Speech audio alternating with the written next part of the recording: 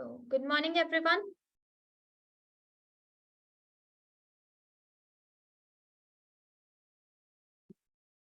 आवाज आ रही है ना आप सबको मेरी?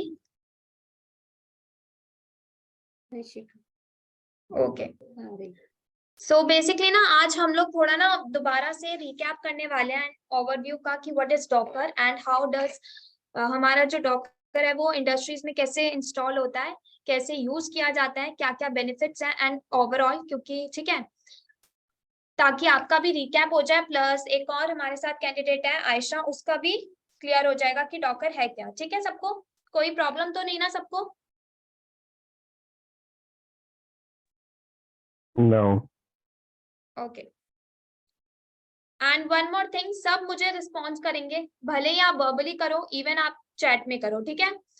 Got it everyone? Yeah.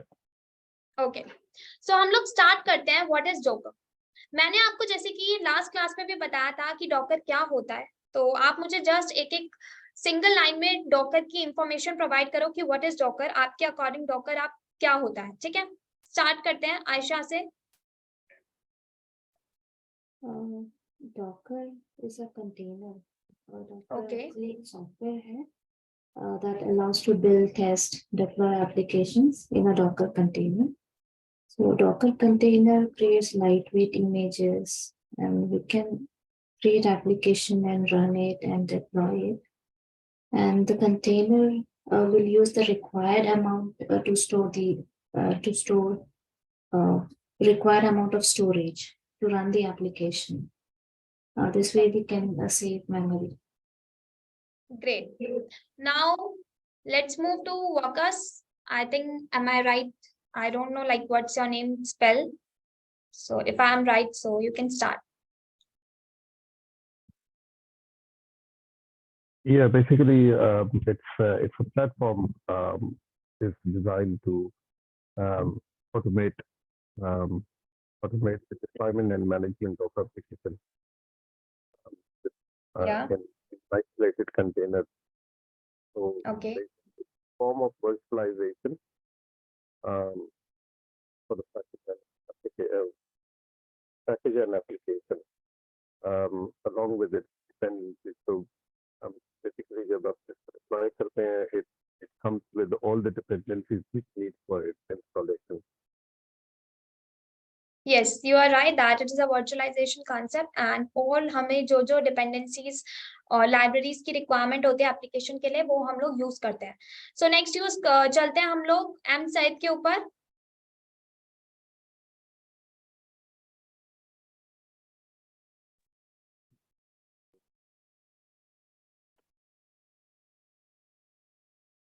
Rise softwares. Okay, go ahead.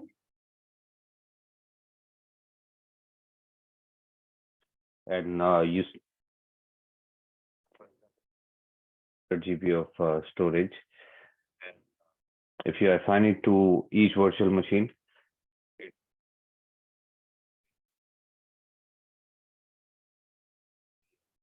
Okay, so that's it. Or do you want to add something more?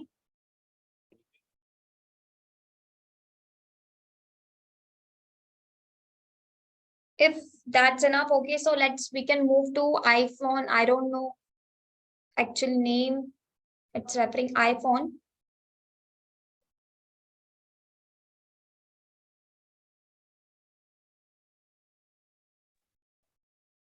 It's a software I can deploy what you call it, Application. application, a platform to deploy. Okay, basically I got it that you want to say that it is a kind of a software which used to deploy application. Am I right? Yes. Okay. No problem. Next, we will move to the Muhammad Adil.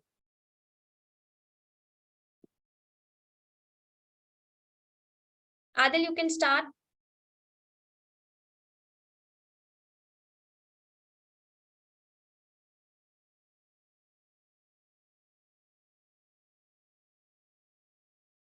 Adil, am I audible to you? If I'm audible, that you can start whatever you know regarding Docker. Okay. I just started a little bit late. So, what was the question again? Okay so मैं पूछ रही हूँ कि आपके according Docker होता क्या है, क्यों हम लोग डॉकर का यूज करते हैं इंडस्ट्रीज में. Okay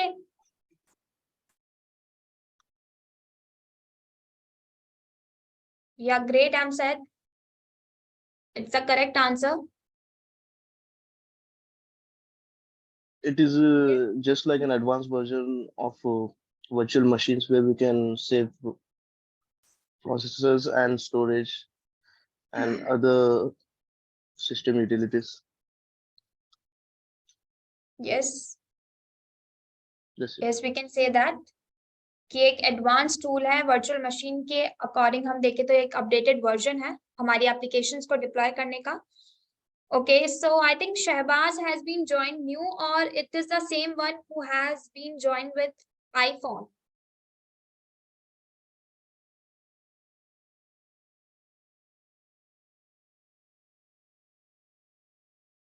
Shehbaz, are you the one who is joined yet joined with the iPhone name?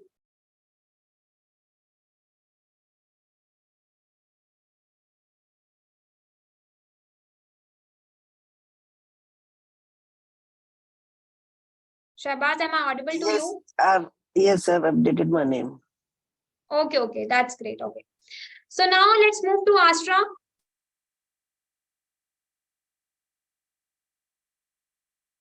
Astra, आप बताइए डॉकर क्या होता है.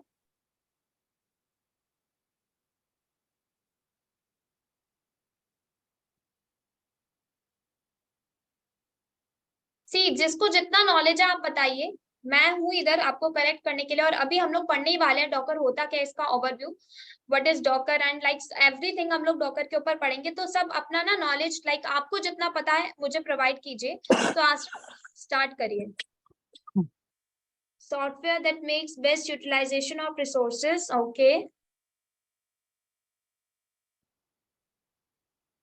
Okay, that's great. You know something related to Docker, but it would be a great idea if you used to speak verbally, okay, instead of writing in the chat box. Because see, हम लोग जब response करते हैं हम लोग chat box में दे सकते हैं, लेकिन जब मैं कुछ क्वेश्चन पूछ रही हूँ तो ट्राई करो उसका जो आंसर आप दे रहे हो ना वो वर्बली दो. But it's okay, I am going to take this as well. So next let's move to the नाइम.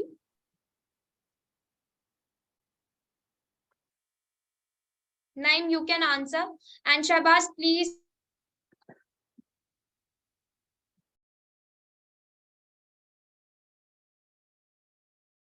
Mute your mic. Naim, आप start कीजिए. Yes. Docker it contain basically it's a tool and which creates containers, and Yes. containers are is kind of virtual machines, and I think Docker doesn't need an operating system. As maybe I'm wrong.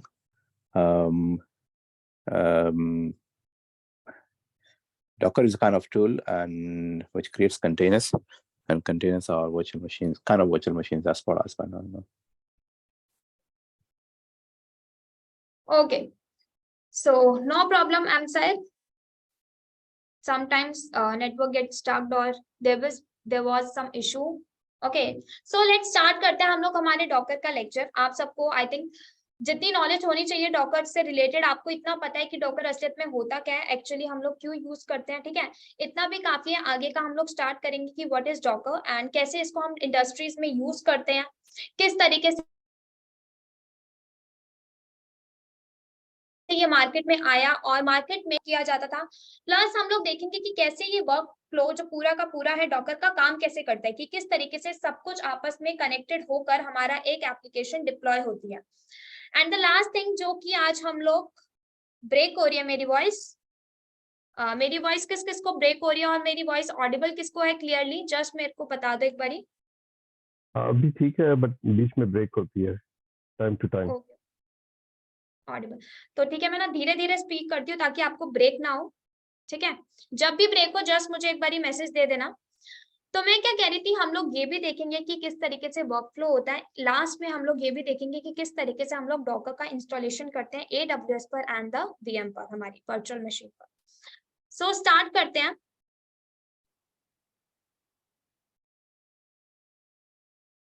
तो मेरी screen तो I think सबको Audible होगी, है ना, sorry visible होगी।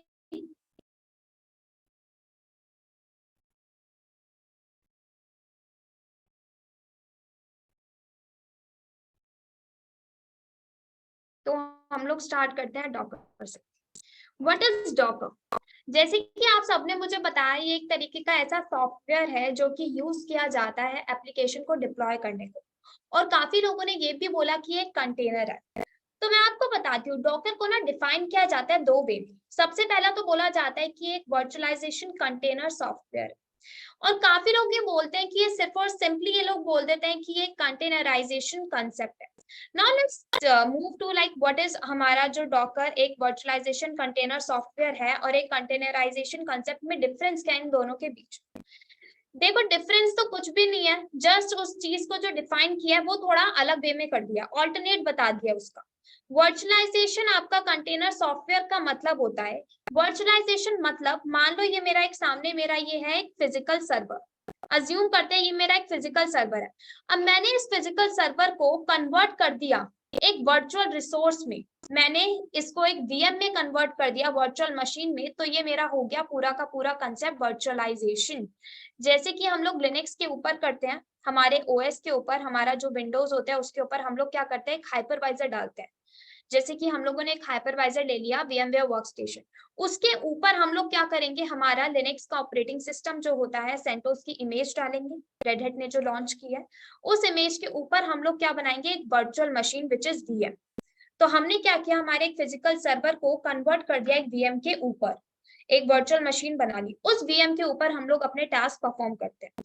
तो similarly Docker के अंदर वर्चुअलाइजेशन होता है, व्हिच मींस आपके एक फिजिकल सर्वर को कन्वर्ट किया जाता है एक वर्चुअलाइजेशन रिसोर्स में, एक वर्चुअल वर्जन में।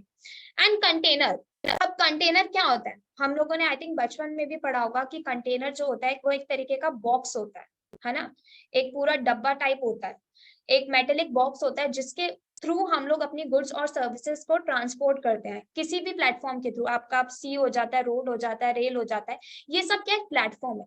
तो इसी तरीके से डॉकर भी क्या एक ऐसा प्लेटफॉर्म है जो कंटेनर के रूप में, कंटेनर के थ्रू अपनी जो रिसोर्सेज और जो गुड्स होती है उनको वर्चुअली क्या करता है, डिस्ट्रीब्यूट, ट्रांसपोर्ट करता है। समझ आया सबको? किसी को यहाँ पे कोई डाउट कि डॉकर क्या होता है?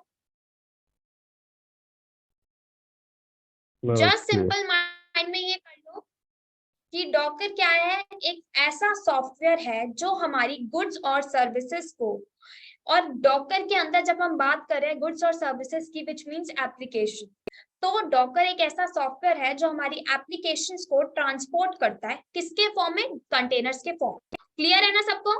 चैट पे ऑप्शन क्लियर, थैंक्स, ओके। सो ये क्लियर है सबको?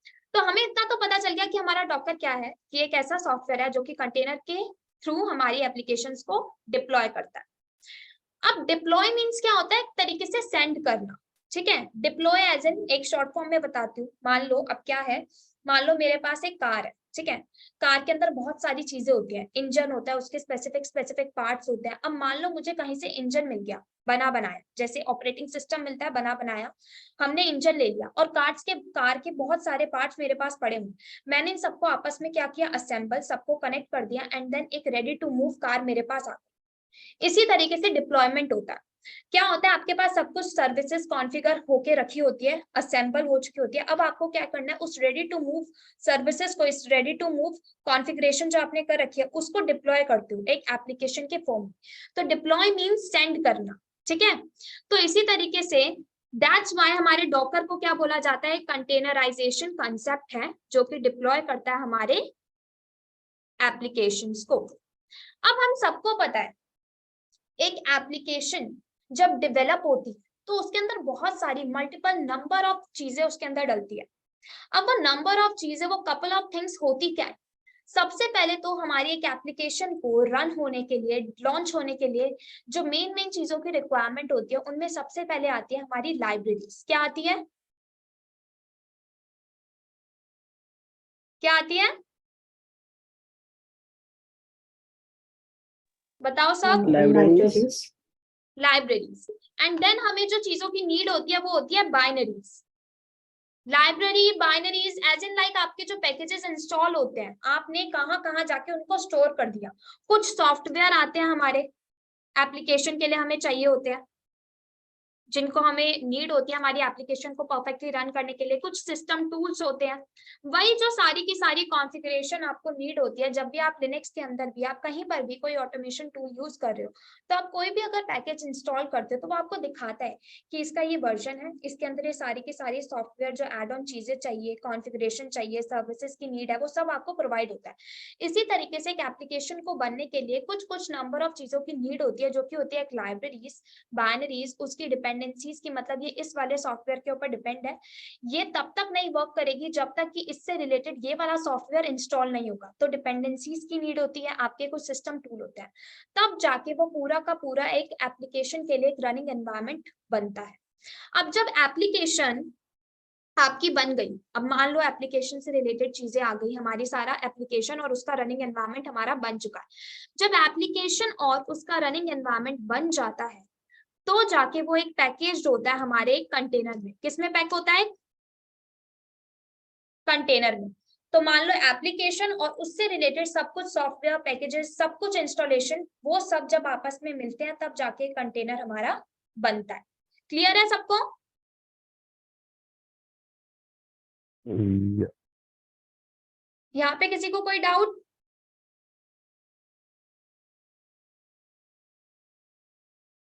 डू रिस्पॉन्स गाइस,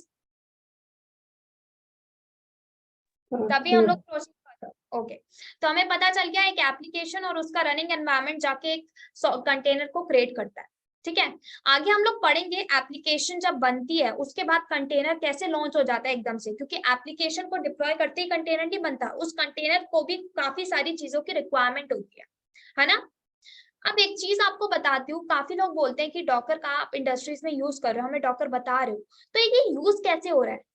अगर फॉर एग्जाम्पल अगर हम इसके ऊपर बात करें, अगर हम ना थोड़ा कुछ बैक में चलते हैं, लाइक कुछ पहले के टाइम पे चलते हैं, पहले जब डॉकर नहीं था तो किस तरीके से इसका यूज किया जाता था, किस तरीके से आप अपनी एप्लीकेशंस को डेवलप करते थे और उनको डिप्लॉय करते थे, उनके ऊपर वर्क करते हैं, तो आपको खुद ब खुद क्लियर हो जाएगा कि इंडस्ट्रीज में हमारे डॉकर का यूज किस तरीके से हो रहा।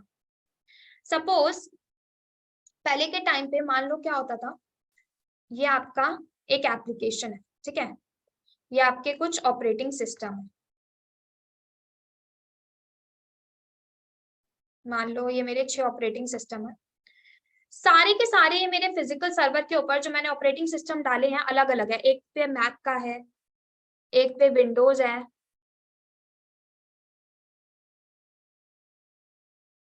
एक पे विंडोज 8 मान लो, एक पे 7 है, एक पे 8 है,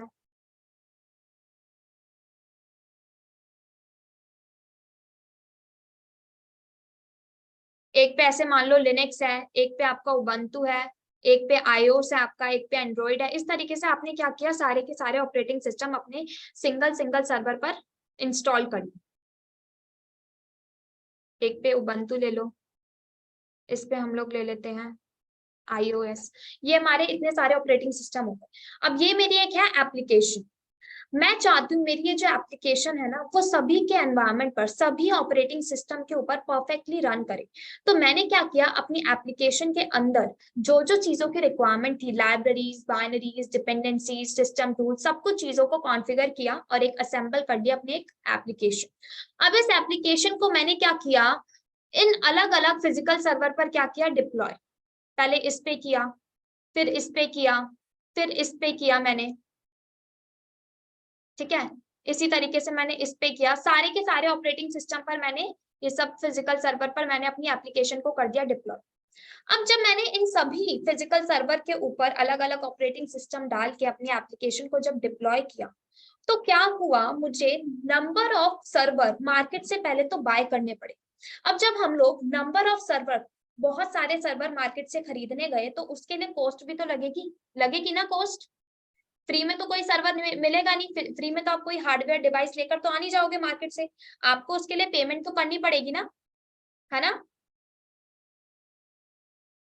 करोगे कि फ्री में ले आओगे?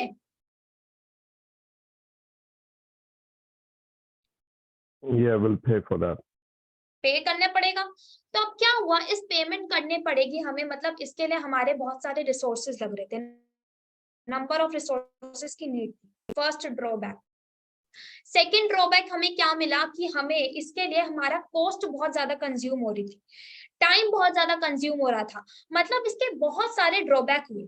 अब ऐसे में हम लोग क्या कर रहे थे, हमारी एप्लीकेशन एक थी, अब मैंने इतने सारे फिजिकल सर्वर लिए, उनके ऊपर अलग अलग ऑपरेटिंग सिस्टम को इंस्टॉल करके इसके ऊपर इन अलग अलग ऑपरेटिंग सिस्टम के पैकेजेस डाल के, अब जब मैं अपनी एप्लीकेशन को इन सिंगल सर्वर के ऊपर डिप्लॉय कर रही थी तो क्या हो रहा था, मेरी एप्लीकेशन मैक पे वर्क कर गई, लिनक्स पे वर्क कर गई, तो मुझे बाद में पता चला मेरी एप्लीकेशन इन 4 सर्वर पर तो वर्क ही नहीं कर रही। मतलब कि एक और ड्रॉबैक, मेरे सर्वर भी वेस्ट गए, मेरी मनी भी वेस्ट चली गई, इवन मेरा टाइम भी वेस्ट हो गया, ऑपरेटिंग सिस्टम मैंने इसके ऊपर डाला, मतलब सब कुछ वेस्ट हो गया, और जो चीज मैं चाहती थी वो तो हुआ ही नहीं। मेरे एप्लीकेशन कुछ नंबर ऑफ ऑपरेटिंग सिस्टम के ऊपर परफेक्टली वर्क कर रही थी, लेकिन बाकी ऊपर वर्क ही नहीं कर रही थी, मतलब कि मेरी एप्लीकेशन में कुछ एरर थी, बग्स थे, कुछ ना कुछ गड़बड़ थी। पहला रीजन तो ये हुआ।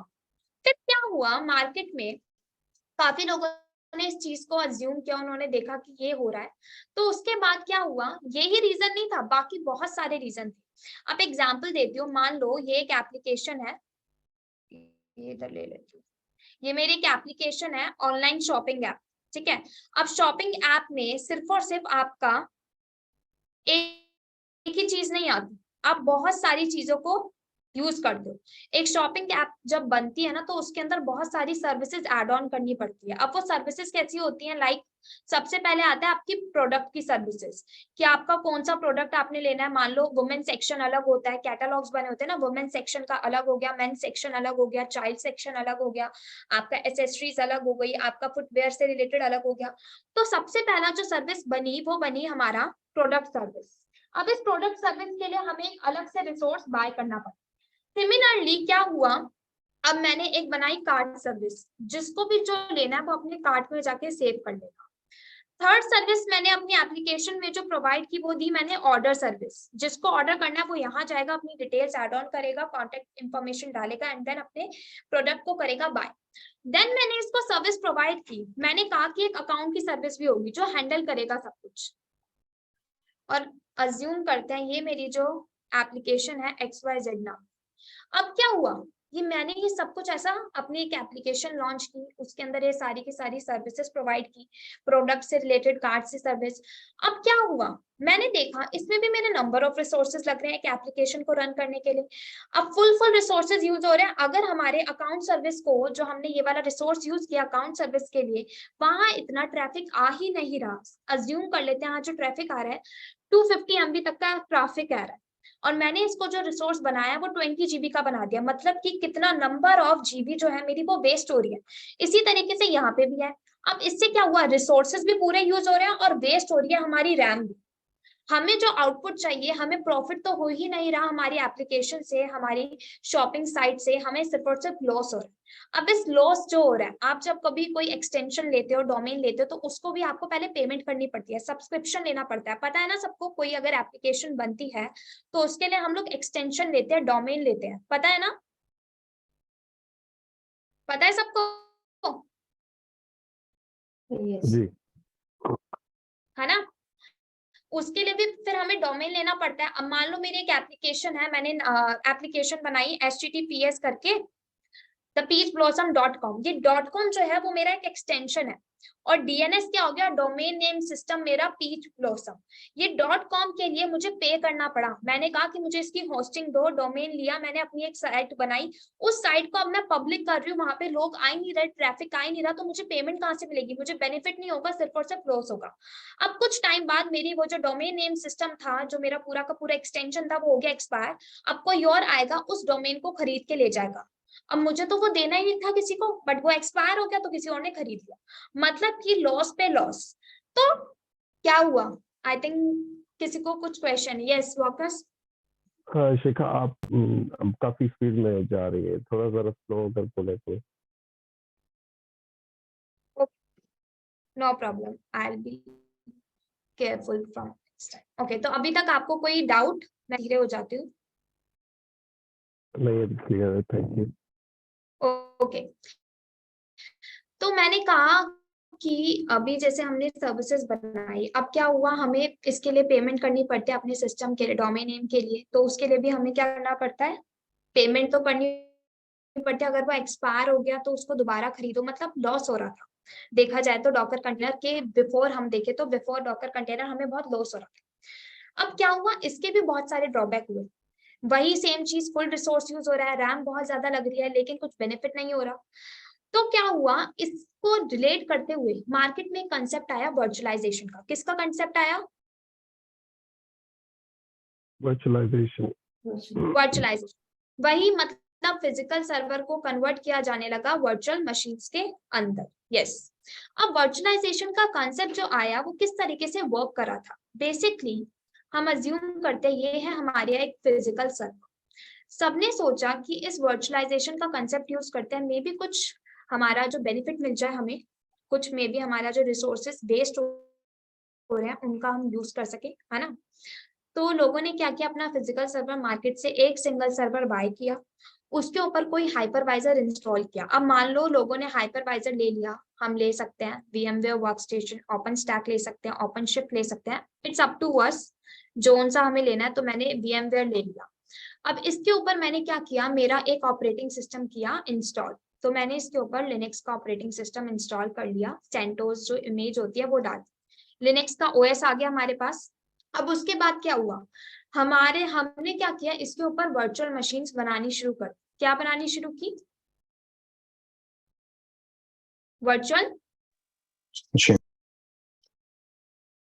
अब वर्चुअल मशीन्स जब हमने बनाई, मान लो ये नंबर ऑफ वर्चुअल मशीन्स मैंने अपने सर्वर पर बना। अब ये मेरा जो सर्वर है इसको कहा जाने लगा वर्चुअल सर्वर। ठीक है, is that necessary for an app to run on all server OS? Yes, it's necessary. आप अगर किसी एप्लीकेशन को रन करना चाहते हो, ऑपरेटिंग सिस्टम में नहीं है, तो आपकी एप्लीकेशन कैसे रन होगी? ऑपरेटिंग सिस्टम तो नेसेसरी है ना। किसी भी सिस्टम को ऑपरेट करने के लिए एक सॉफ्टवेयर की नीड होती है, पता है ना सबको, पता है ना।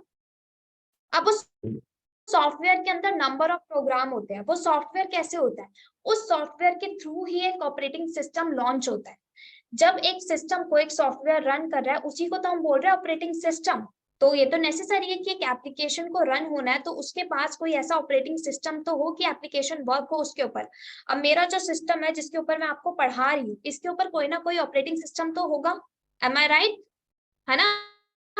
इस सिस्टम के ऊपर ऑपरेटिंग सिस्टम होगा, विच मीन्स इसके अंदर एक सॉफ्टवेयर होगा जो मेरे इस सिस्टम को रन कर रहा है, ये एक ऑपरेटिंग सिस्टम होगा। अब आपका जो जिसके ऊपर आप क्लास ले रहे हो, अटेंड कर रहे हो, तो आपके सिस्टम के ऊपर भी कोई ऐसा सॉफ्टवेयर होगा जो आपके सिस्टम को क्या कर रहा है, ऑपरेट, रन कर रहा है। तो आपका सिस्टम क्या हो गया, so you mean client side OS। We can say that client side OS, yes, हम लोग कह सकते हैं कि एक client side OS होता है, लेकिन उसके ऊपर अभी हम लोग देख रहे हैं वर्चुअल मशीन का, तो हम उसके ऊपर भी एक हाइपरवाइजर तो जरूर डालेंगे अगर हम लोग वर्चुअलाइजेशन का कंसेप्ट कर रहे हैं। बट अगर आप सिंपली अपनी एक साइट बना रहे हो, एप्लीकेशन बना रहे हो और उसके ऊपर सिंपली एक्सेस करा रहे हो, अपनी एप्लीकेशन को रन कर रहे हो, तो उसके लिए आपको कोई ऐसा VMware या हाइपरवाइजर की नीड नहीं है। आप सिंपल एक क्लाइंट साइड OS से कर सकते हो।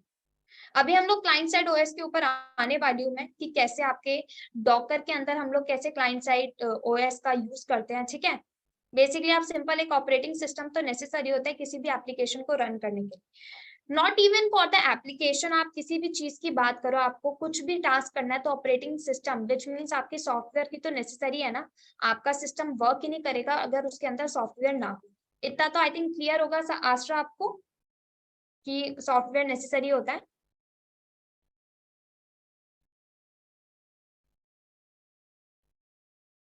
Yes, okay. तो मैं क्या कह रही थी, मैंने कहा था वर्चुअलाइजेशन के कंसेप्ट के अंदर हमने एक हाइपरवाइजर इंस्टॉल किया, उसके अंदर हम लोगों ने देन अपना ऑपरेटिंग सिस्टम इंस्टॉल किया। फिर हमने वर्चुअलाइजेशन के कंसेप्ट के थ्रू VM काटना शुरू किया, मतलब VMs में डिवाइडेड करना शुरू किया। अब जब मैंने VM बनाई, तो अज्यूम करते हैं अगर हमारा ये पूरा का पूरा सर्वर 12 GB का है, तो मैंने क्या किया, इसको ना अपनी VM को 1 GB या 2 GB इन सबको असाइन कर दिया। अगर मैं ले लूँ 1 GB मैंने इन सबको असाइन किया तो ओवरऑल कितनी GB लग गई, 8 GB यूज हो गई मेरी, है ना, 8 GB यूज हो गई मेरी। अब 1 GB का इसके ऊपर मैंने क्या कर दिया है, इन सबको असाइन कर दिए, इतनी फिक्स्ड रैम मैंने इन सबको अपने VMs को प्रोवाइड कर दी। इसके ऊपर मैंने एक अलग ऑपरेटिंग सिस्टम इंस्टॉल किया अपने इस VM के ऊपर, इसके ऊपर अलग, एक इसके ऊपर अलग, इसके ऊपर अलग। अब हम सबको पता है जब भी हम लोग वर्चुअल मशीन्स बनाते हैं तो हम उनके अंदर क्या करते हैं, लाइट वेट इमेज डालते हैं, पता है ना सबको। जैसे कि जब हमने VMware वर्कस्टेशन यूज किया था तो हम लोगों ने वहां पर भी सेंटोस की इमेज डाली थी। पूरा का पूरा हमने लॉन्च नहीं किया था सेंटोस का पूरा विच मीन्स हमने लिनक्स नहीं इंस्टॉल किया था, हमने सिंपल क्या किया था, एक सेंटोस की इमेज डाली थी उसके अंदर, पता है ना सबको। Yeah. है ना, तो हम लोगों ने इमेजेस डाली थी। हम लोगों ने कोई ऑपरेटिंग सिस्टम उबंटू की डाल दी, इसके ऊपर मैक की डाल दी। इसी तरीके से मैंने अलग अलग VM के ऊपर अलग अलग ऑपरेटिंग सिस्टम की इमेजेस डाली। क्यों? क्योंकि हमें अपनी एप्लीकेशन को रन करना है और एप्लीकेशन को इतनी सारा कुछ चीजों की नीड नहीं जितने की ऑपरेटिंग सिस्टम में हमें एक्स्ट्रा मिली होती है। जस्ट एप्लीकेशन को कपल ऑफ थिंग्स की नीड है, हमें वो चीजें हमारे इमेजेस के अंदर, बेस इमेज के अंदर ऑलरेडी मिल रही थी। तो मैंने क्या किया, जब अलग अलग VM के ऊपर अलग अलग इमेजेस डाली और देन अपनी एप्लीकेशन को इनके ऊपर एक्सेस करने की कोशिश की, मैंने देखा मेरी एप्लीकेशन तो परफेक्टली रन कर रही है, कोई इशू नहीं आ रहा। ऐसा नहीं है कि ये वाला जो इंस्टॉल किया मैंने, ये जो इमेज डाली है ऑपरेटिंग सिस्टम की, वो कोई ओल्ड वर्जन की है, अपडेटेड ना हो, ऐसा भी नहीं था। कोई बग्स भी नहीं आए, कोई एरर भी फेस नहीं हुआ, मेरी एप्लीकेशन बहुत परफेक्टली वर्क कर रही थी। तो मतलब कि वर्चुअलाइजेशन का कंसेप्ट अच्छा था, है ना, हमारी एप्लीकेशन भी वर्क कर रही है अच्छे से, ठीक था ये। अब इसमें भी ना एक कंसिक्वेंस आ गया, इसमें भी एक लोगों को एरर फेस हुआ। मतलब इसके अंदर क्या इशू आया, कोई मुझे बताएगा कि इसके अंदर क्या इशू आया होगा कि वर्चुअलाइजेशन का कंसेप्ट भी बंद हो गया।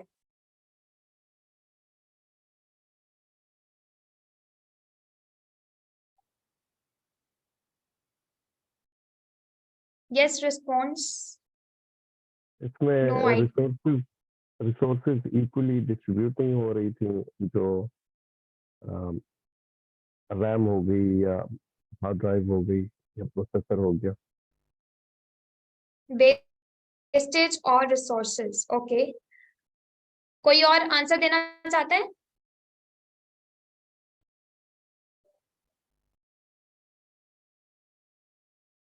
कोई नहीं, मैं बताती हूँ बेसिकली क्या हुआ। रिसोर्सेज तो मान लो हम VM बहुत अनलिमिटेड बना सकते हैं, ऐसा कोई स्पेसिफिक लिमिट नहीं है। जितना आपका फिजिकल सर्वर के अंदर लिमिट दे रखी है रैम की, आप उतनी VMs बना सकते हो, उसको कम साइज प्रोवाइड कर सकते हो या कुछ स्पेसिफिक साइज दे सकते हो जब तक कि आपका रैम यूटिलाइज नहीं हो जाता फुली। अब क्या हुआ, maybe lack of utilization, lack of utilization, you can say that कि लैक ऑफ यूटिलाइजेशन हो रहा था। अगर 12 GB का हमारा टोटल फिजिकल सर्वर पर स्पेस है तो हम लोग 12 GB के अंडर ही अपनी VM को काट सकते हैं, बना सकते हैं, ठीक है। अब जैसे कि हमने 8 GB हमारा यूज हो रहा था, अब मेरी जो एप्लीकेशन है ना वो इतना कंज्यूम ही नहीं कर रही थी। अब मान लो वो हमारा 200 MB यूज कर रही थी, हमने 1 GB सबको असाइन कर दिया। अब 1 GB में से 200 देखो यूज हो रहा है, मतलब कि 800 MB अभी भी हमारा वेस्ट जा रहा है। उस 800 MB में हम लोग क्या कर सकते थे, बहुत सारी VM हमारी एक्स्ट्रा बन सकती थी, है ना। क्योंकि अगर एक से 100 मिल रहा है, एक से 800 मिल रहा है, एक से 800 मिल रहा है, ऐसे से कितना सारा हमारा GB रैम बच सकती थी।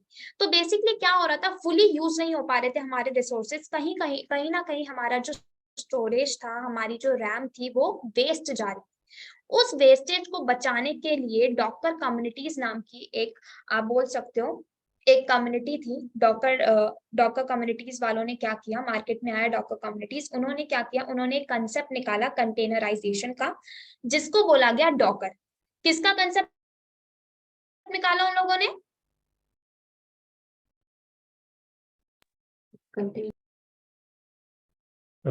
कंटेनराइजेशन। यस। तो उन्होंने, वो लोग आए, उन्होंने लॉन्च किया कंटेनराइजेशन का कंसेप्ट। उन्होंने कहा कि हम लोग वर्चुअल मशीन में डिवाइड नहीं करेंगे, हम लोग कंटेनर्स बनाएंगे। अब ये कंटेनर्स क्या होता है, अब देखते हैं। अब यहाँ पे आपको क्लाइंट साइड OS का भी पता चलेगा। कंटेनराइजेशन, ओके, देखो ये मेरा मान लो ये पूरा का पूरा फिजिकल सर्वर हो गया हमारा। इसको ले लो क्लाइंट ओएस, ठीक है। इसको हम लोग ले लेते हैं हमारा डॉकर होस्ट। ये सारा का सारा आपस में इंटीग्रेटेड है, दैट्स व्हाई मैं एक ही में बता रही हूँ। देन हमारा बनेंगे यहाँ से कंटेनर्स। इसको कंटेनर यहाँ पे लिखने की जगह इसको रजिस्ट्री ले लेते हैं या रेपो।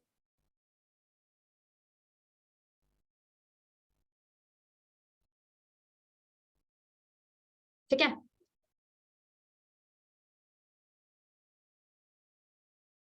अब देखो क्या हुआ। ये क्लाइंट साइड ओएस का मतलब क्या हुआ, बेसिकली डॉकर के अंदर क्या हुआ, सबसे पहले तो आपने एक फिजिकल सर्वर मार्केट से लिया, तो डॉकर कम्युनिटी ने कहा कि आप फिजिकल सर्वर लो, उस सर्वर के ऊपर आप या तो अगर कोई हाइपरवाइजर इंस्टॉल करना चाहते हो करो, नहीं तो आप AWS को भी यूज कर सकते हो। किसको यूज कर सकते हो, AWS, विच मीन्स आप क्लाउड के ऊपर भी जा सकते हो, क्लाउड का कोई भी प्लेटफॉर्म यूज करो, ले सकते हो आप, AWS का ले सकते हो, Azure ले सकते हो, GCP ले सकते हो, कोई भी क्लाउड प्लेटफॉर्म को यूज करो। उस क्लाउड प्लेटफॉर्म के ऊपर आप क्या करो, अपने डॉकर का पैकेज इंस्टॉल करो। मतलब कि मैंने क्या किया, हम लोगों ने सबसे पहले तो एक हाइपरवाइजर इंस्टॉल कर लिया, या फिर आप क्लाउड प्लेटफॉर्म को यूज करो, तो हमने एक हाइपरवाइजर लिया VMware का, हम लोग किसी के ऊपर भी कर सकते हैं। उसके ऊपर हम लोगों ने एक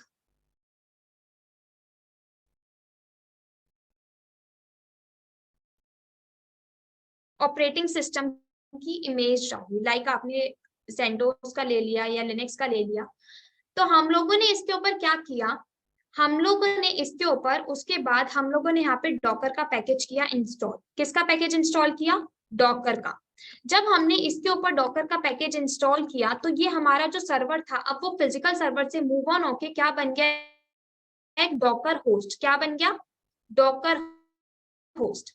ये कैसे हुआ, देखो एक फिजिकल सर्वर है, उस फिजिकल सर्वर पर या तो आप क्लाउड पे मूव ऑन कर लो, अपने AWS के ऊपर एक अपना अकाउंट बनाओ, उस अकाउंट के ऊपर आप इंस्टेंस लॉन्च करो, इंस्टेंस जो लॉन्च करोगे उसके ऊपर आप एक लोगे ऑपरेटिंग सिस्टम, हम ले लेते हैं लिनक्स का। उस लिनक्स के ऑपरेटिंग सिस्टम के बाद जब हमारा एक इंस्टेंस क्रिएट होकर आएगा, उस क्रिएटेड इंस्टेंस के ऊपर हम लोग डॉकर का पैकेज करते हैं इंस्टॉल।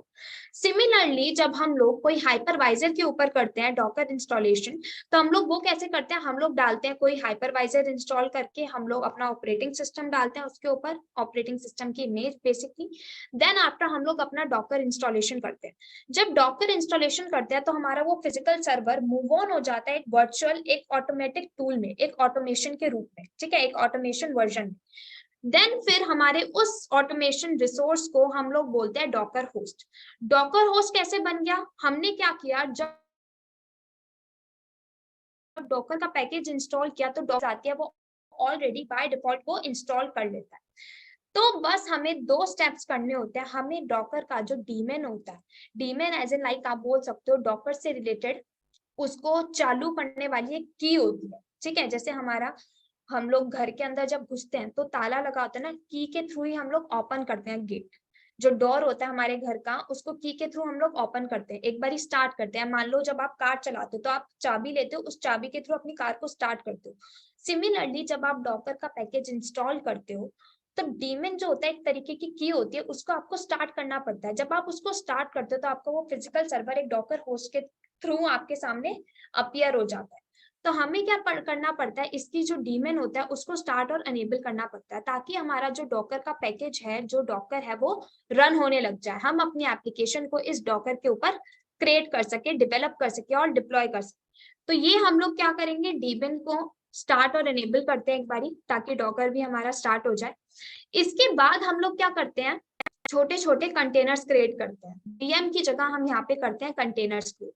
इस कंटेनर्स के अंदर हम लोग क्या करते हैं, बेसिकली हम लोग ना इन कंटेनर्स के ऊपर इमेजेस डालते हैं। क्या डालते हैं, इमेजेस। क्या डालते हैं, इमेज किसकी डालते हैं हम लोग, ऑपरेटिंग सिस्टम, लाइक लिनक्स की, उबंटू की, मैक की, आईओएस या आईओएस डाल सकते हैं हम लोग, एंड्रॉइड की डाल सकते हैं, वो हमारे ऊपर होता है, किसी की भी इमेजेस डालो।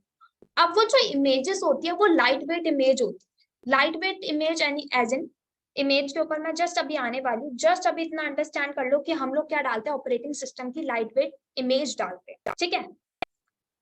उस इमेज को डालने के बाद हम लोग उस इमेज के बाद कुछ जो स्पेसिफिक चीजें होती है लाइक लाइब्रेरीज, बाइनरीज, डिपेंडेंसीज एक एप्लीकेशन के लिए, वो इनके ऊपर इंस्टॉल कर लेते हैं, ठीक है। इंस्टॉल करने के बाद लाइक कुछ जो सर्विसेज रिलेटेड होती है, जैसे कि आपका APT get Apache service install करना पड़ता है हमें, ठीक है, अपाचे के पैकेजेस, हमें उसकी सर्विसेज को स्टार्ट करना पड़ता है, तो ये हमारा एक डॉकर कंटेनर बनता है। अब हम लोग इसके ऊपर क्या करते हैं, अपनी एप्लीकेशन को स्टार्ट क्या करते हैं, अपनी application deploy.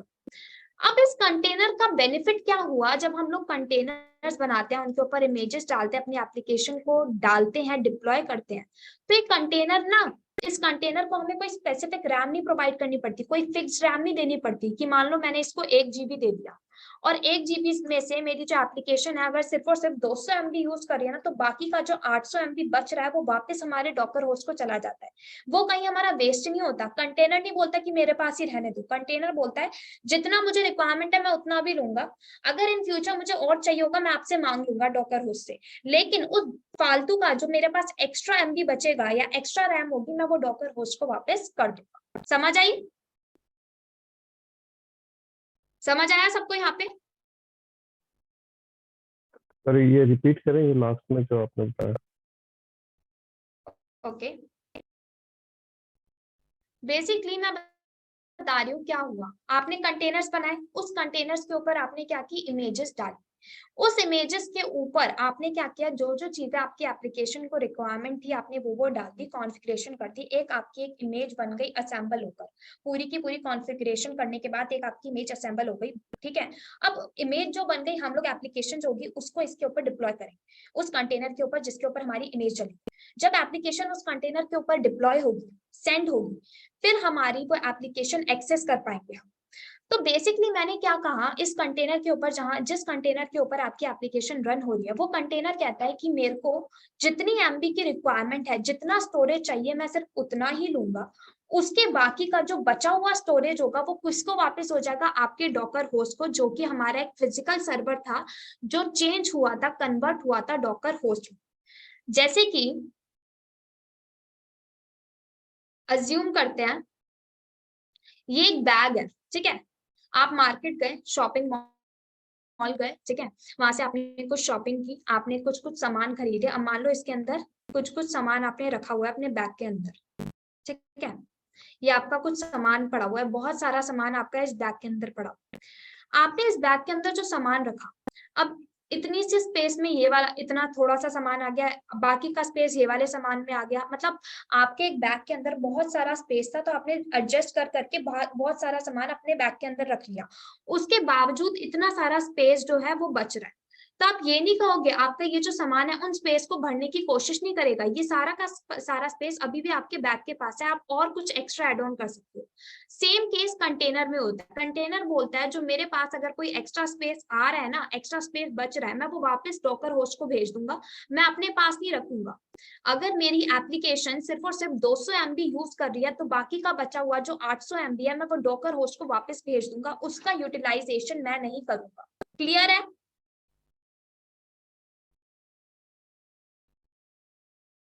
You repeat it once Yeah. more to be clear. And said, should I have to clear this one again? It's up to us. जितना GB हमारे पास रैम है, okay, it's clear now. तो basically क्या हुआ, जितना GB हमारे पास है, हमारे डॉकर होस्ट के पास, फिजिकल सर्वर के पास, ठीक है, उतने आप कंटेनर क्रिएट कर सकते हो। जैसे वो कंप्लीट हो जाता है उसके बाद आपको कंटेनर्स आप नहीं बना सकते, तो ऐसा नहीं है, आप अनलिमिटेड कंटेनर्स बना सकते हो जितना की जीबी आपके पास रैम है। और हमें पता है जब हम लोग वर्चुअलाइजेशन का कंसेप्ट यूज करते हैं या फिर अगर हम क्लाउड के ऊपर करते हैं, तो हम लोग बाहर से ही अपने इंस्टेंस के ऊपर scale up and scale down कर सकते हैं, तो हम लोग अनलिमिटेड कंटेनर्स बना सकते हैं अगर हम लोग क्लाउड के ऊपर काम कर रहे हैं। पता है ना सबको, scale up and scale down का फीचर हमें मिलता है EC2 इंस्टेंस में।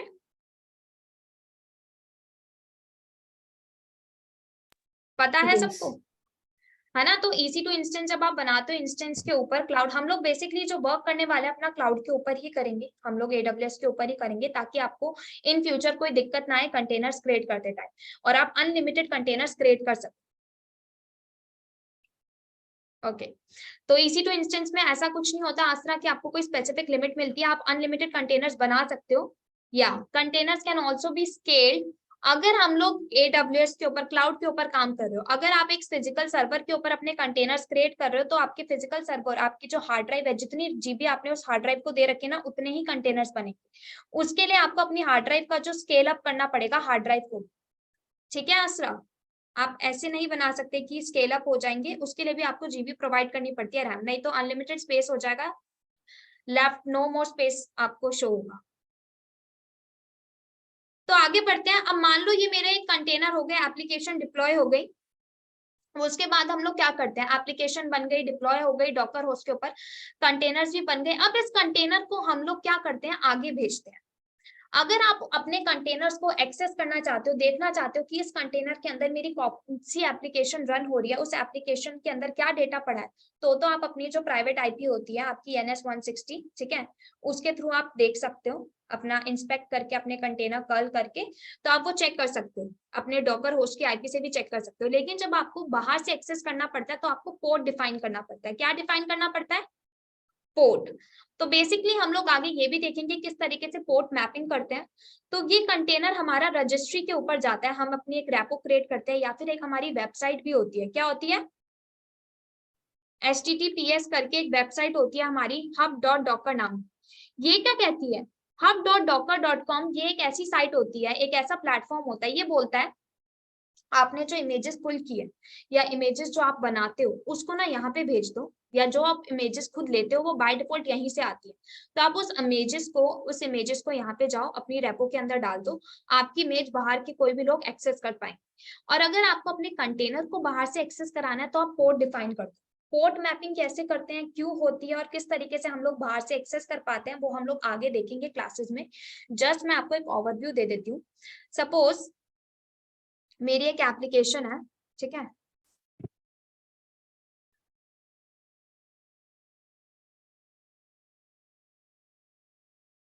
ये एक एप्लीकेशन है। अब मैंने क्या किया है, ये मेरी एक प्राइवेट एप्लीकेशन, मतलब कि इसको अभी एक्सेस सिर्फ और सिर्फ मैं कर सकती हूँ। अगर मैं इसकी आईपी आपको देती हूँ तो आप भी एक्सेस कर सकते हो, लेकिन अगर मैं चाहती हूँ पब्लिकली रन हो तो मैं इसके अंदर क्या करूंगी, पोर्ट मैपिंग। जब इसके अंदर मैं पोर्ट मैपिंग करूंगी, इसको एक ऐसा रेफरेंस नंबर प्रोवाइड करूंगी ताकि जो बाहर के लोग हैं वो भी इसको एक्सेस कर सके उस रेफरेंस नंबर से, तो उन्हें भी पता चल जाएगा अच्छा मेरी एप्लीकेशन है, इस एप्लीकेशन के अंदर क्या क्या डेटा डला हुआ है, क्या क्या इसके अंदर आ रहा है, अगर ये शॉपिंग ऐप है तो इसके अंदर क्या क्या कैटलॉग्स, क्या क्या प्रोडक्ट्स हमें मिल रहे हैं। क्लियर है सबको?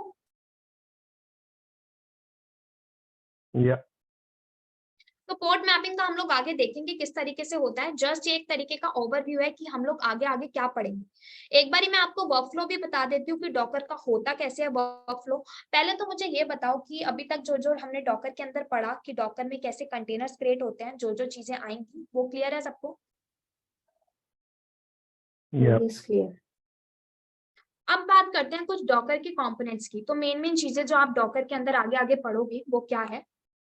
सबसे तो आएगा सबसे पहले होता है आपकी डॉकर इमेज, जिसके थ्रू हमारा एक कंटेनर क्रिएट होता है। देन आती है हमारी डॉकर फाइल, फिर आता है हमारा डॉकर कंटेनर, फिर हम लोग कुछ इंपॉर्टेंट टॉपिक्स के ऊपर भी डिस्कशन करेंगे, लाइक हमारी जो डॉकर हब जो हमारी साइट होती है उसके ऊपर, जहाँ पे आप अपनी रेपो डालते हो। एंड हम लोग वो भी देखेंगे डॉकर कंपोज क्या होता है, डॉकर स्वार्म क्या होता है, ये सब हम लोग कवर अप करेंगे। ये कुछ मेन इंपॉर्टेंट टूल्स होते हैं, मेन फीचर्स और कंपोनेंट्स होते हैं डॉकर के। तो सबसे पहले अगर मैं डॉकर इमेज की बात करूं, डॉकर इमेज क्या होता है। डॉकर इमेज बेसिकली एक आपका एक सेट होता है, बहुत सारी फाइल्स का एक ऐसा सेट होता है फाइल्स का, जिसके अंदर ना इंस्ट्रक्शन लिखे होते हैं उस फाइल के अंदर, और उस फाइल के थ्रू जब आप उस फाइल को, उस इमेज को एग्जीक्यूट करते हो, आपका एक कंटेनर क्रिएट होता है। बेसिकली डॉकर इमेज में क्या होता है, अब मान लो मैं एक कंटेनर क्रिएट करना चाहती हूँ, तो मैंने क्या किया, उबंटू की जो इमेज है ना वो पुल की, तो बाय डिफॉल्ट उसने उबंटू की इमेज बैकएंड में से, मतलब कि डॉकर हब की वहां पे गया साइट पर, उसने बैकएंड से उस इमेज को पुल किया और मेरा एक इमेज मेरे कंटेनर के ऊपर, मेरे डॉकर होस्ट के ऊपर मेरे को प्रोवाइड कर दिया। इस इमेज में क्या होगा, इस उबंटू की इमेज में क्या होगा, ये एक बेस इमेज होगी, अब बेस इमेज में क्या होता है, बेस इमेज में कुछ मेन चीजें होती है जो कि हमारी एप्लीकेशन को नीड होती है। लाइक सबसे पहले तो आपको बता दिया जाएगा कि आपको ये ऑपरेटिंग सिस्टम चाहिए, ये इसकी इमेज है और ये इसका वर्जन है लेटेस्ट। लाइक आपने एक इमेज उठाई उबंटू की, तो सबसे पहले तो उसकी बेस इमेज के अंदर आपको ये मिलेगा कि ये इमेज है उबंटू की, इसका वर्जन आपको ये प्रोवाइड हो जाएगा लेटेस्ट वर्जन, मान लो इसका लेटेस्ट वर्जन। सबसे पहले तो बेस इमेज के अंदर होता है ये। सेकंड चीज जो होती है उससे रिलेटेड कुछ कॉन्फ़िगरेशन कि कौन सी सर्विसेज मेरी इस इमेज के अंदर रन होगी या फिर कौन सी सर्विसेज इसके लिए इंस्टॉल होनी चाहिए, लाइक कोई भी पैकेजेस इससे रिलेटेड इंस्टॉल होना चाहिए, डिपेंडेंसीज, तो वो बाय डिफॉल्ट आपको बेस इमेज के अंदर मिलेगा। ठीक है, क्लियर है? पहले तो इतना बताओ मुझे, Yeah. बेस इमेज कैसी होती है, क्या क्या उसके अंदर मेन चीजें डलती हैं एक एप्लीकेशन की डिपेंडेंसीज के लिए। तो हम लोग क्या करते हैं, हम लोग बेस इमेज बाय डिफॉल्ट हमें मिल जाती है, हमें उसके लिए कोई एक्स्ट्रा कॉन्फ़िगरेशन नहीं करनी होती, जस्ट हमें ये बताना पड़ता है कि हमें क्या चाहिए। तो मैं बोलती हूँ, लाइक मैंने बोला डॉकर कंटेनर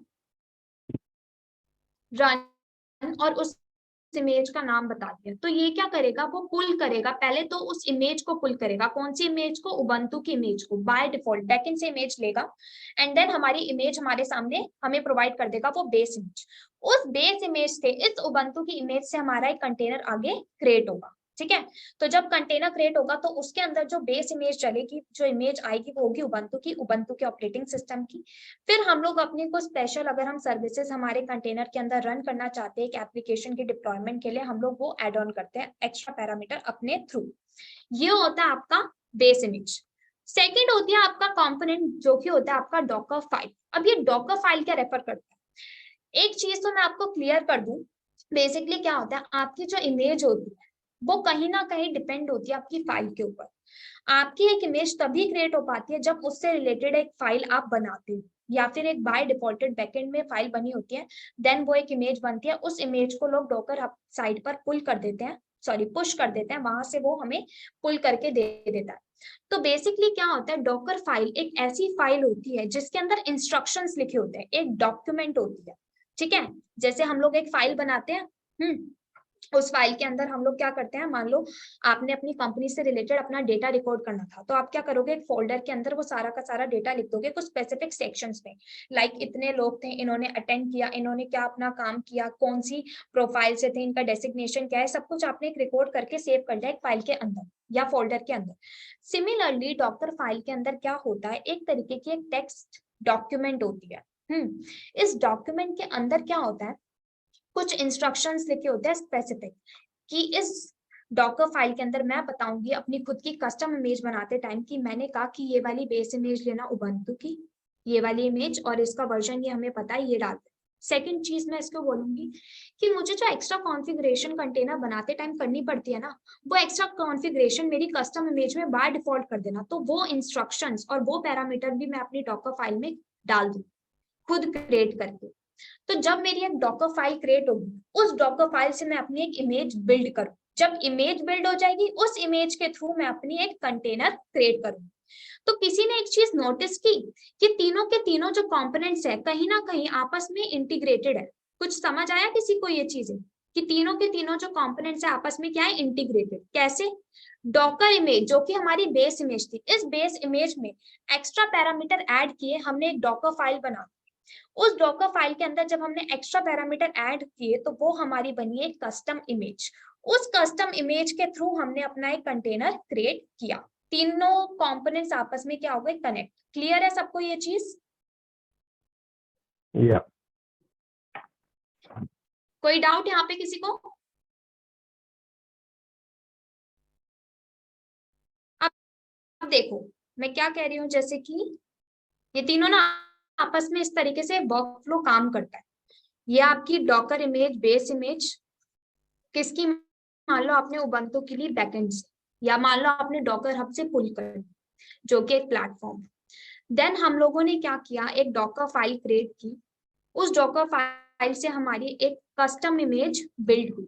ठीक है, हम लोगों ने खुद की एक कस्टम इमेज बनाई और खुद नाम प्रोवाइड कर दिया, एक टैग प्रोवाइड कर दिया।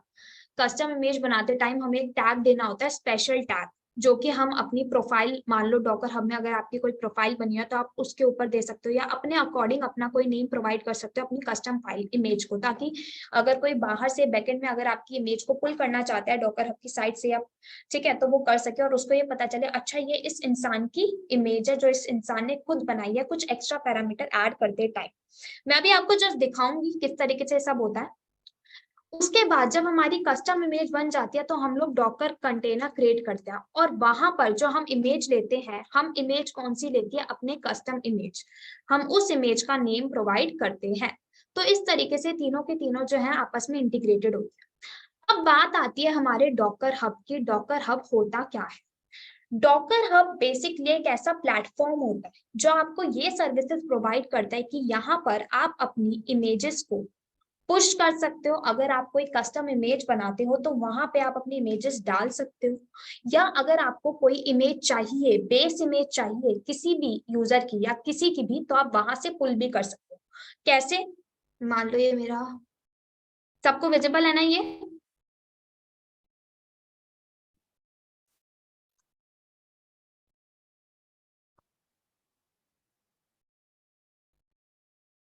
मान लो ये ना मेरा अकाउंट बना हुआ है डॉकर हब पे। मैं यहाँ पे आपको एक चीज दिखाती हूँ। अब देखो ये ना एक ऐसा प्लेटफॉर्म होता है, यहाँ पे नहीं चल रहा है, ये मेरी ऑलरेडी क्रिएटेड रैपो है। हम लोग चलते हैं, मान लो मैंने क्या किया, यहाँ पे जाके उबंटू की इमेज बोली सर्च करके दो।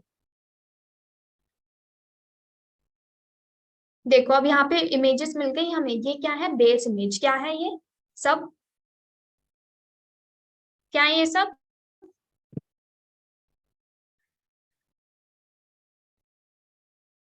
बताओ सब, ये क्या है? सारी की सारी इमेजेस बेस इमेज है। कौन सी इमेज है? These are the base images अब with मान all the लो मैंने dependents. इस एक इमेज के ऊपर, हाँ, ये इस इमेज को मैंने क्या किया, क्लिक किया। देन आफ्टर यहाँ पे देखना, ये किसी यूजर ने क्रिएट की होगी, ठीक है। अब देखो उसने क्या बोला है, अगर आपको बंतु की इमेज चाहिए यहाँ से पुल कर लो इमेज को कॉपी करके। अब देखो उसने ना इसके अंदर सारी की सारी चीजें बताई होंगी। इसने कहा इसके अंदर ये सारी लिंक्स है, डॉकर फाइल के अंदर उसने ये सारी चीजें ऐड की, बनाई ना उसने भी डॉकर फाइल, है ना? तब जाके उसने अपनी एक कस्टम इमेज बनाई, है ना? अब देखो उसके अंदर क्या किया उसने ना, आपको ये बताया होगा, उबंटू के बारे में बताया। उसने कहा कि उसने इस इमेज के अंदर क्या क्या डाला।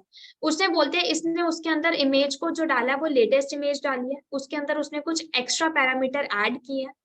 पैरामीटर ऐड करने के बाद उसने बोला कि उसने इसके अंदर ना कुछ कुछ चीजें ऑलरेडी डन कर दी है सर्विसेज को, लाइक उसने अपडेट कर दिया, पैकेजेस को इंस्टॉल कर दिया जो उबंटू से रिलेटेड पैकेजेस थे, और लाइसेंस दे रखा है। तो उसने, एक इंसान ने, एक यूजर होगा जिसने इस इमेज को यहाँ पे डिप्लॉय किया।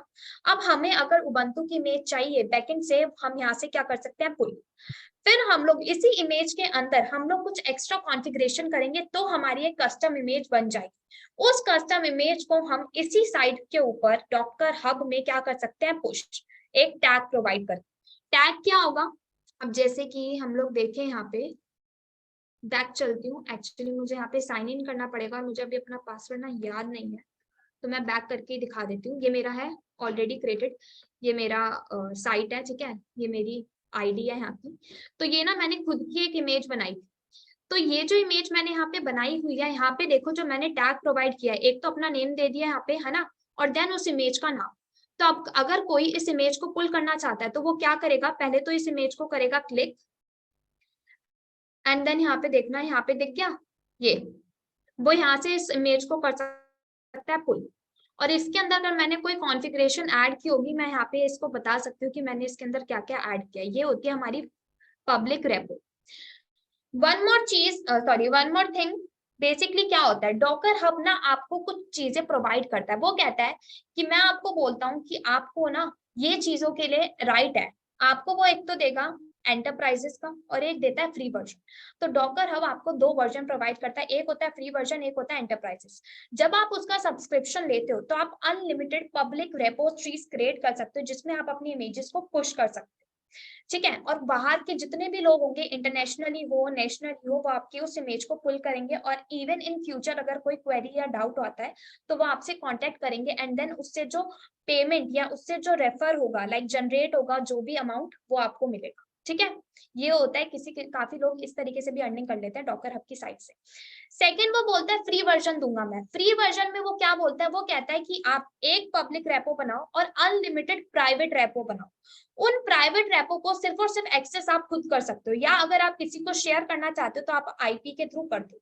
लेकिन पब्लिक रेपो जो एक बनेगी वो बाकी सभी लोग नेशनली और इंटरनेशनली सब उस चीज को देख सकते हैं और यूज कर सकते हैं। क्लियर है? यहाँ पे Yeah. किसी को डाउट डॉकर हब में? समझ आया? तो आगे बढ़े, डॉकर कंपोज और डॉकर स्वार्म को भी क्लियर करा दूं, ये दोनों कंसेप्ट भी। हम लोग आगे जैसे जैसे क्लासेस ऐड ऑन होगी, लाइक क्लासेस आगे बढ़ेंगे तो हम इनके ऊपर और इन डेप्थ पढ़ेंगे कि बेसिकली है क्या, और सारे कमांड्स परफॉर्म करके चेक करें। अब बात आती है डॉकर कंपोज। डॉकर कंपोज क्या होता है? जैसे कि मैंने आपको स्टार्टिंग में ही बताया कि आप डॉकर कंटेनर के अंदर अपनी एप्लीकेशंस को करते हो डिप्लॉय। जब आप अपनी एप्लीकेशंस को डिप्लॉय करते हो तो जो आपकी एप्लीकेशन होती है, हमें पता है कि एप्लीकेशन 3 टायर एप्लीकेशन होती है। कौन सी एप्लीकेशन होती है? रिस्पॉन्स,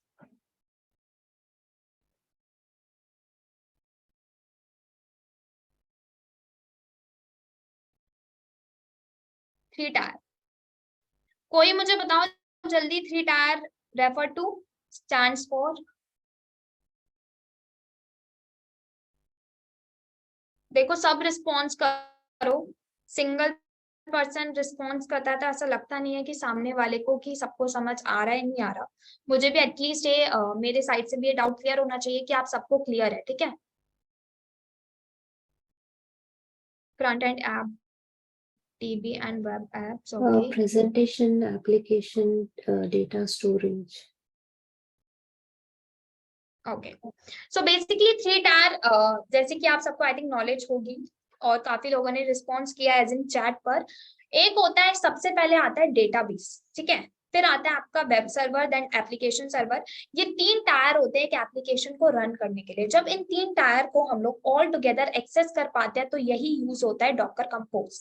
अगर मैं बात करूं एक एप्लीकेशन के अंदर ये 3 टायर है, तो हम बेसिकली क्या करते हैं विदाउट डॉकर, हम लोग पहले तो एक चीज के ऊपर कॉन्फ़िगरेशन करते हैं। हम लोग एक चीज को एक्सेस करते हैं, लाइक हमने डेटाबेस को एक्सेस किया, उससे रिलेटेड जो जो चीजें हमें चेक करनी थी या जो भी करना था हमने किया। देन हम लोग सेकंड टायर पर चलते हैं ऐप सर्वर पर, देन हम लोग थर्ड टायर पर चलते हैं। हम तीनों को ऑल टुगेदर एक्सेस नहीं कर पाते एक सिंगल कमांड। तो डॉकर कंपोज आपकी इस चीज में हेल्प करता है कि आपको ऑल 3 टुगेदर एक्सेस हो पाते हैं। बाय आपको जस्ट क्या करना होता है, अपने कंटेनर जब आप डालते हो आपको क्या करना होता है, डॉकर कंपोज के ऊपर अपने कंटेनर्स की डिपेंडेंसीज को डालना पड़ता है और एक एक प्रोसेस को एक सिंगल लाइन में बताना पड़ता है, एक सिंगल कमांड में, कि पहले मुझे ये वाला टायर रन करवाना है, देन ये टायर रन करवा रहा है, देन ये। तो ये ऑल 3 टायर आपस में एक्सेस कर पाते हैं एक एप्लीकेशन को रन करने के लिए। क्लियर है सबको Docker compose? App storage, okay.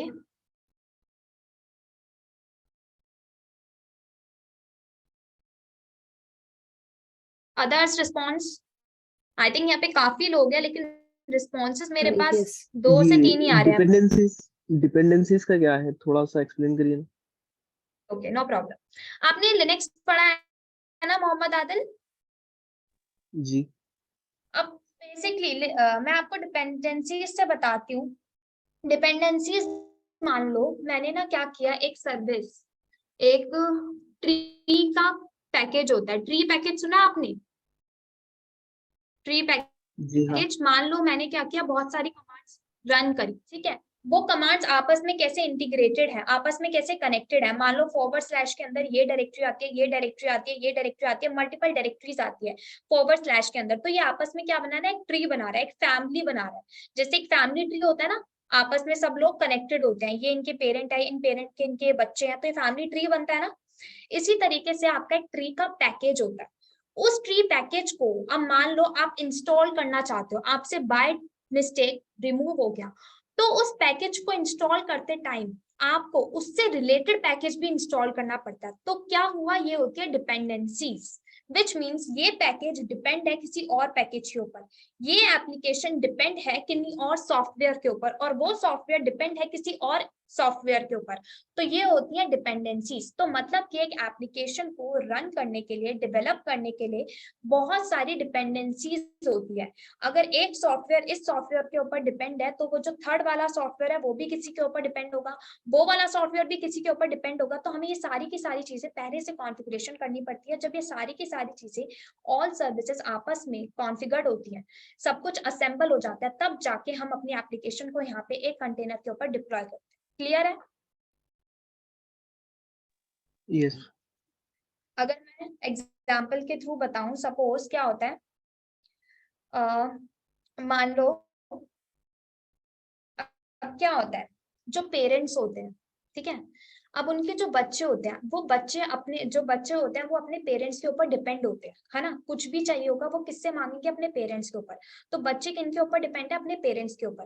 वो जो जब पेरेंट्स जब बच्चे होंगे तो वो किनके ऊपर डिपेंड होंगे? अपने पेरेंट्स के ऊपर। और वो पेरेंट्स जब बच्चे होंगे तो वो किनके ऊपर डिपेंड होंगे? अपने पेरेंट्स के ऊपर। तो ये पूरा का पूरा हिरार्की चलता है ना डिपेंडेंसीज का, कि एक दूसरे के ऊपर, और इस वर्ल्ड में सब एक दूसरे के ऊपर डिपेंड है। इवन अगर आपने साइंस में पढ़ा होगा, क्या होता है हमारा जो ये सिस्टम होता है, hierarchy system, omnivorous, carnivorous, herbivorous का, सब एक दूसरे के ऊपर डिपेंड है ना। जो एनिमल्स होते हैं आपके हर्बीवोरस, वो किन के ऊपर डिपेंड है? ग्रास वगैरह के ऊपर। अगर वो नहीं होंगे तो वो मर जाएंगे। आपके जो इंसान होते हैं वो दोनों चीजें खाते हैं, हार्बीवोरस भी होते हैं, कोई कार्निवोरस भी होते हैं ना, ओमनीवोरस होते हैं बेसिकली वो। तो वो दोनों चीजों के ऊपर डिपेंड होते हैं। इसी तरीके से आपके जो कार्निवोरस होते हैं वो किसके ऊपर डिपेंड होता है? बेसिकली क्या होता है, पूरा का पूरा हिरार्की सिस्टम चलता है एक साइकिल के थ्रू, कि मतलब सब चीजें एक दूसरे के ऊपर क्या होती है? डिपेंडेंट, है ना, होती है ना।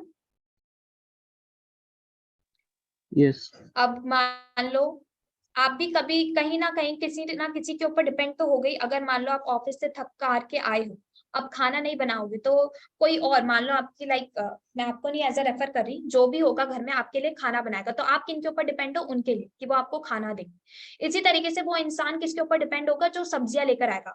तो कहीं ना कहीं आपस में डिपेंडेंसीज होती है। यही होता है एप्लीकेशन के अंदर, बहुत सारे सॉफ्टवेयर और पैकेजेस एक दूसरे के ऊपर डिपेंड होते हैं। That's called dependencies. I hope अब तो अच्छे से क्लियर होगा। तो हम लोग आगे बढ़े डॉकर स्वाम के ऊपर।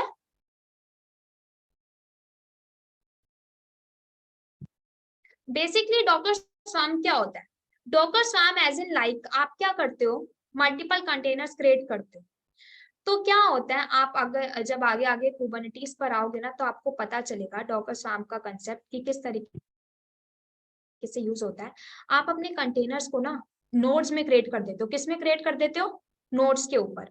एक बन जाता है आपका मास्टर नोड, एक बन जाता है वर्कर नोड, एक बन जाता है वर्कर नोड। बेसिकली डॉकर स्वाम के ऊपर ये नेसेसरी होता है कि आप 4 नोड्स बनाओ, 4 कंटेनर बनाओ। डॉकर स्वाम के अंदर आपके इन कंटेनर्स को बोल दिया जाता है कि ये नोड्स है। क्या बोला जाता है? नोड्स है। तब कुछ बनते हैं मास्टर, कुछ बनते हैं वर्कर। मतलब कि एक दूसरे के ऊपर क्या होता है, ये भी ना एक दूसरे के ऊपर डिपेंड होते हैं। अगर आपको कोई सर्विसेज या टास्क रन करने हैं तो ये होता है, मतलब मैं सोच रही हूँ अभी डॉकर स्वाम का अगर मैं अभी टॉपिक करा दूंगी तो थोड़ा कॉम्प्लिकेटेड हो जाएगा। जस्ट एक चीज याद रख लो, आपका एक पूरा का पूरा जो कंटेनर बनता है, ठीक है, उनके ऊपर जिनके ऊपर एप्लीकेशंस डिप्लॉय होती है उस कंटेनर के ऊपर, उस कंटेनर क्लस्टर के अंदर डाल देते हैं। उन क्लस्टर के अंदर हम लोग काफी सारे कंटेनर्स क्रिएट करते हैं जिनको हम लोग नोड्स बोलते हैं। और उन नोड्स को हम लोग डिफाइन कर देते हैं, किन्हीं को मास्टर नोड, किन्हीं को हम वर्कर नोड कह देते हैं। तो बेसिकली क्या होता है, डॉकर स्वाम एक ऐसा कंसेप्ट होता है आपकी वॉल्यूम जो होता है आपके स्टोरेज को मैनेज करने के लिए। किसको मैनेज करने के लिए?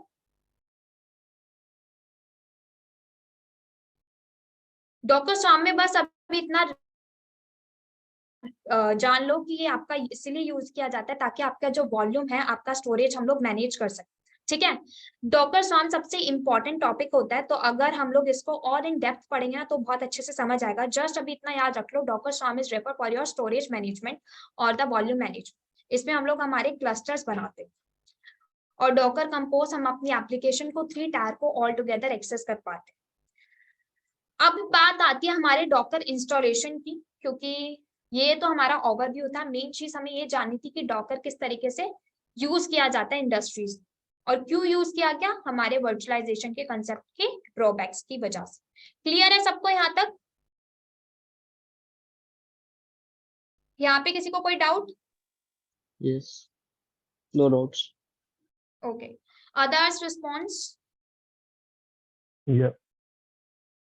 तो हम लोग आगे प्रोसीड करें. Okay, Is it not enough for today? I think, can you repeat it? I just don't like get it क्या व्हाट मैंने- यू आर सेइंग. मैं कह रहा था आज के लिए इतना काफी है ये शायद. ओके, या आज के लिए काफी है. जस्ट मैं आपको इंस्टॉलेशन पार्ट बता दूं. If it's possible कल से कंटिन्यू करें क्योंकि we have covered quite a lot और ये अब दोबारा इसके गो थ्रू करना है. सेकेंडली ये कि अगर काइंडली ये वीडियो आज अपलोड कर दें ताकि एक दफा कल की क्लास लेने से पहले एक दफा रिवाइज कर लें तो बेहतर होगा. Okay okay, I upload with in 5 to 10 minutes. Okay, अभी जैसे क्लास खत्म होगी मैं अपलोड कर दूंगी, नो प्रॉब्लम्स. तो सबको Thank ठीक you. है? अगर यहीं पे मैं बाइंड अप कर देती हूँ, इंस्टॉलेशन हम लोग कल कर लेंगे, नो प्रॉब्लम. और वन मोर थिंग मैं आपको बता दूं, आप अपना AWS के ऊपर जिन जिन का अकाउंट बना हुआ है देन गुड टू गो. जिनका नहीं बना, did we any class yesterday? Okay, basically yesterday's class I think मैंने बताया था कि हमारी जो yesterday की क्लास थी वो, अच्छा yesterday क्लास, कल की class. Okay, I think upload नहीं हुई क्या आपकी क्लास कल की? एक बारी ना चेक करना वंस. आई थिंक अपलोड हो चुकी है, जो I think Sanjay Dahiya trainer ने ली थी. Am I right? Actually last couple of classes जो है ना वो अपलोड नहीं हुई है क्योंकि एडमिन ने कहा कि ना उनको क्लासेस रिकॉर्डिंग्स मिलनी नहीं है. ओके, सी देखो, जो प्रीवियस वंस थी from the day above yesterday, I think एक दिन जो रह गया था हमारा, मुझे करेक्ट डेट याद नहीं, तो उस दिन वाली तो बाय मिस्टेक मुझसे रिकॉर्ड नहीं हो पाई थी. मैंने आपको आई थिंक बताया भी था. तो आज वाला तो डॉकर का ओवरव्यू हमारा हो गया. मैं आज वाली अपलोड कर दूंगी, एंड जो कल वाली है वो कल वाली मैं आपको आज करवा दूंगी, वो वाली भी अपलोड. ठीक है? उससे रिलेटेड कोई then after that issue, I think पुरानी वाली क्लासेस, उन But दोनों क्लासेस से I guess बिफोर वाली तो कोई ऐसी क्लास नहीं है जो अपलोड नहीं. yesterday's class was a demo. I mean, for a general crowd. It Yeah. wasn't for Infosol. So, It's a kind of a journal. Yeah. so It's a kind of a journal information regarding yeah, that was Docker for and Kubernetes. two and a half hours. So I don't think that would be a good idea. Also, I requested before for the day 16 and day 18. The sessions are not complete in the recording. So if you could please ask them to upload day 16 and day 18 of Ansible as well. Okay. No problem. मैं आज ही ना आपकी सारी classes uploaded आज के करा दूंगी. No problem. वो क्लासेस की रिकॉर्डिंग में थोड़ा प्रॉब्लम है. वो एक क्लास 10 मिनट की है, दूसरी क्लास 4 मिनट की है. Day 16 and day 18. Okay. 16 and 18. Okay. मैं इसको ना एक बारी क्रॉस चेक कराती हूँ, ठीक है? और आपकी क्लासेस अपलोड करा देती हूँ आज तक. Thank you. कोई और डाउट किसी का? वेलकम. कोई और doubt?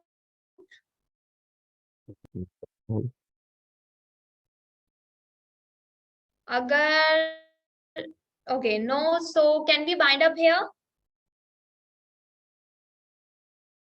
Yeah, thank you. Thank you, Shikha. Welcome. Okay. Welcome everyone. So let's bind up here. Welcome.